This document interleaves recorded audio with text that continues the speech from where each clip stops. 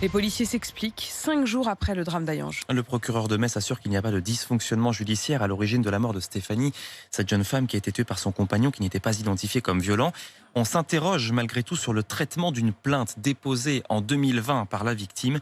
Eh bien, les policiers d'Hayange donnent un élément de réponse ce matin, Margot Bourdin, en expliquant que leur commissariat croule en fait sous les procédures. À Hayange, 700 dossiers sont en attente de traitement car les policiers sont en sous-effectif, dénonce Fabrice Marceau, le porte-parole SGP Police FO en Moselle. C'était un commissariat avant où il y avait une quarantaine de collègues qui y travaillaient. On se retrouve avec 6 collègues sur le bureau de police d'Hayange qui gère 6 communes. On ne peut pas traiter tous les dossiers en même temps. Parmi ces centaines de dossiers, la plainte déposée par Stéphanie à l'encontre de son compagnon pour menace de mort l'année dernière. Une plainte qui n'a pas été transmise à la justice parce qu'entre-temps, son compagnon a été incarcéré pour des délits routiers. C'est ce qu'explique Fabrice Marceau. Ils se sont dit, voilà, de toute façon, il ne sort pas avant octobre 2021. Donc pour eux, il n'y avait pas d'urgence à traiter cette plainte. La personne a été libérée sans qu'on le sache.